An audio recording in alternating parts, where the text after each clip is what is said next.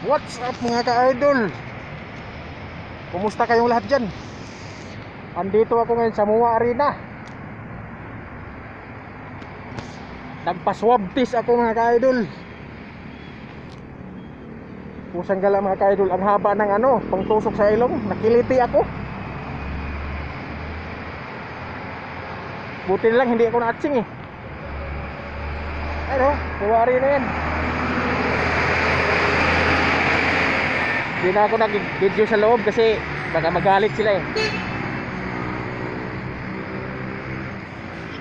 Kiliti mga ka-idol. 3 araw pa bago malalaman yung resulta. Kung okay ba yung swab test ko. Sa mga gustong pumunta dito sa MOA Arena, agahan nyo na lang kung walk-in kayo. Kasi umaga lang, pagtanghali wala nang mga hapon wala na, hindi na pwede. Hanggang alas 12 lang yata cut off. Hanggang alas 12 lang, hindi ka na pwedeng papilahin. Haba na pila mga ka-idol.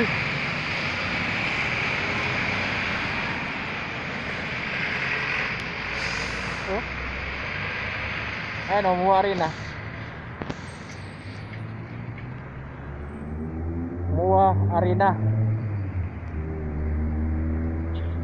Kiliti yung ilong ko mga ka-idol. Tinusok dito. Pati yung dila ko. Pag magpa-swab test ka, ang tusukin nila sa yung parang parang cotton buds. Bunganga mo, tusukin. Saka yung ilong mo. Parang cotton buds lang, mahaba. Itusok sa ilong mo at saka bunganga. Sa dila mo ba? MOA Arena.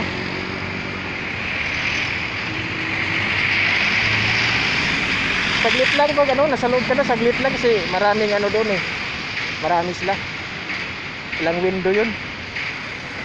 Ako nasa na ako 53 na window eh. Ibig sabihin talagang maraming window.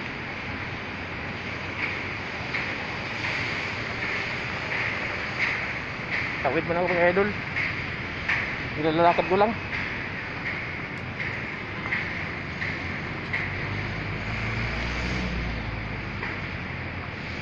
Hanapan ka kasi ng swab test pag mga apply ka.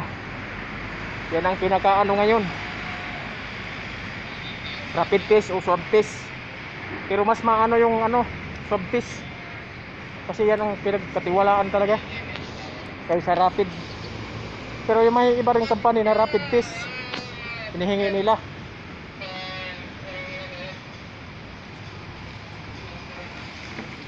Sana maging okay yung swab test ko. Sana walang problema. Hirap pa naman mga apply ngayon kasi wala akong trabaho. Sobra na 6 na buwan.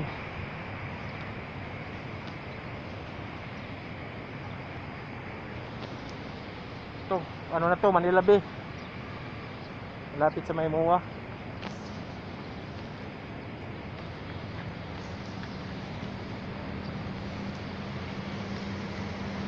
Sabi palang isda niyan mga ka-idol kasi may mga ng isda eh.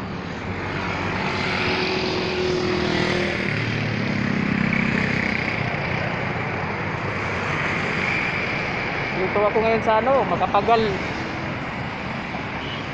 Boulevard, Makapagal Boulevard.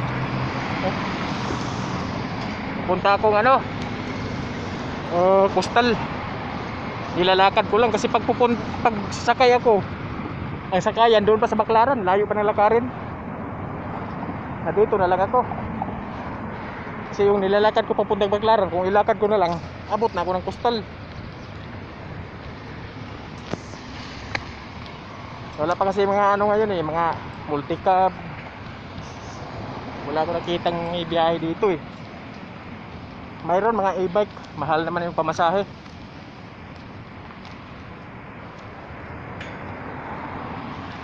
Kaya sa mga gusto magpa-swab test sa MOA Arena, libre lang po yan. Mas maganda kung mayroon ka ng online mag-online muna kayo bago kayo pupunta ng Mua Arena para mabilis kayo magkapasok, mabilis matapos yung swab test nyo pag may online na kayo. Kasi ako nag-walk-in lang ako eh. Nakarating ako dyan mag alas 10 na rin.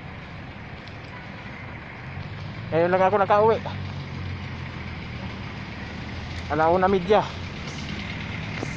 ng hapon. Kaya pag gusto nyo talaga magpa-swab test, agahan nyo na lang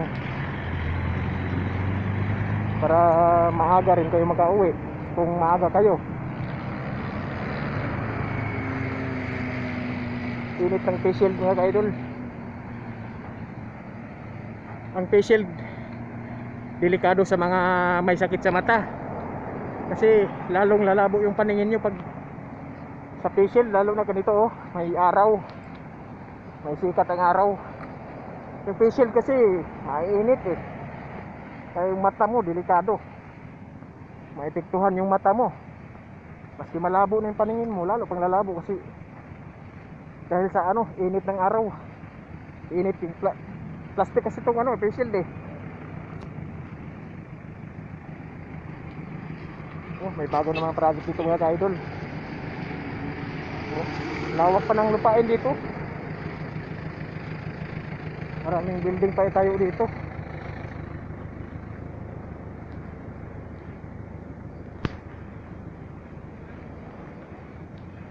Oh, bakanting lote pa. Sunod mga panahon dito, ano na?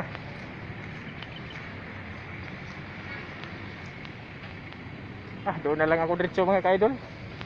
Doon ako liliko. Pariha lang eh. Init ng panahon.